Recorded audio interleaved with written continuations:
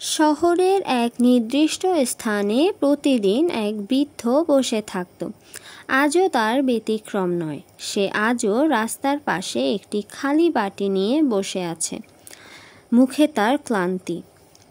দিন পেরিয়ে রাত হতে চলেছে, আজও বৃদ্ধ ভিখারির ভাগ্যে তেমন কিছুই মেলেনি। হাতে আছে মাত্র একটি কয়েন। হঠাৎ সে খেয়াল করলো তার পাশে কেউ একজন কাঁদছে। পেছন ঘুরে তাকিয়ে দেখল একটা ছোট মেয়ে। ভিখারি তার কাছে গেল, গিয়ে জিজ্ঞেস করলো, কি হয়েছে মেয়ে, তুমি কাঁদছো কেন? মেয়েটি কাঁদো কাঁদো কণ্ঠে উত্তর দিল, বাড়িতে আমার মা অসুস্থ, তার জন্য ওষুধ কিনতে হবে, কিন্তু আমার কাছে 1 টাকাও নেই।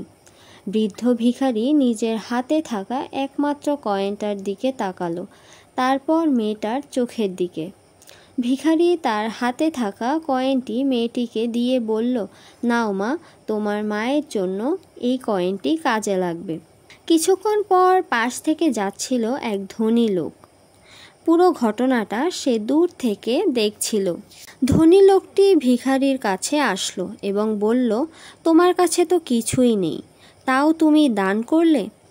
পরক্ষণেই লোকটি তার ওয়ালেট থেকে টাকা বের করে ভিখারিকে দিল। শুধু 1-2 টাকা নয়, একটা বড় অঙ্কের টাকা দিল। সেই দিন থেকেই ভিখারির জীবন বদলে গেল। এই গল্প থেকে আমরা শিখলাম, দান করলে তুমি কিছু হারাবে না, বরং জীবন তোমাকে আরও বেশি ফিরিয়ে দিবে।